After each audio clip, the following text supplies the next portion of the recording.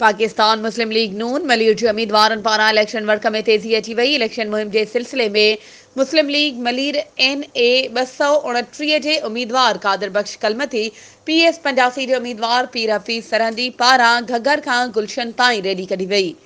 Rally जी अॻवानी senator निहाल हाशमी, कादिर बख्श कलमती, पीर हफ़ीज़ सरहंदी, याकूब ख़ासखेली ऐं ॿियनि कई। उन मौक़े ते अॻवाननि रैली खे ख़िताब कंदे चयो त हाणे कब्ज़ा माफ़िया नौकरियुनि पैसनि ते खपाए मैरिट जी लताड़ कंदड़ करप्ट सिस्टम जो वक़्तु इख़्तिताम ते अची पहुतो आहे।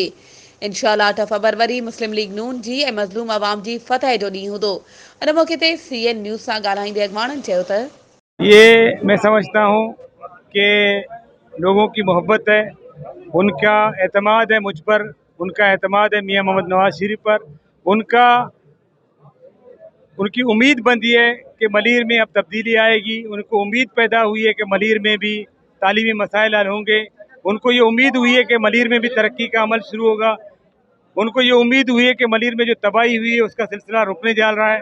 तो ये मैं समझता हूँ कि मलीर के अवाम ने का एतमाद है कि आप इस 6 घंटे की तवील रैली में वो हमारे साथ रहे हैं। और ऑफिस की ओपनिंग पे भी आप देख रहे हैं माशाल्लाह कितना जमघटा है। ये उनकी मोहब्बत है। मुख़्तलिफ़ इलाइक़नि खां मलीर जे माण्हू हिते गुलशन हदीद पहुता आहिनि। घग्गर ताईं रैली में शिरकत कई आहे। भरपूर शिरकत जेकी आहे इहो मैसेज आहे, रेफरेंडम आहे त इंशाअल्लाह ताला मलीर हाणे मलीर ज़िलो ये किलो रहंदो मुस्लिम लीग नून जो।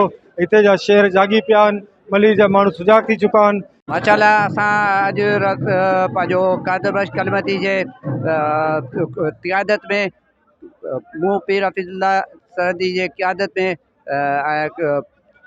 याकूब ख़ासकली जी क़ियादत में असां रैली कढीसीं। माशाल्लाह असां अॼु ॾिठोसीं त माशाल्लाह आवाम जो जोश व ख़रोश ॾिसी करे असां हिन अंदाज़ो लॻायो त माण्हू आज़ादी चाहिनि था, माण्हू चेंज चाहिनि था।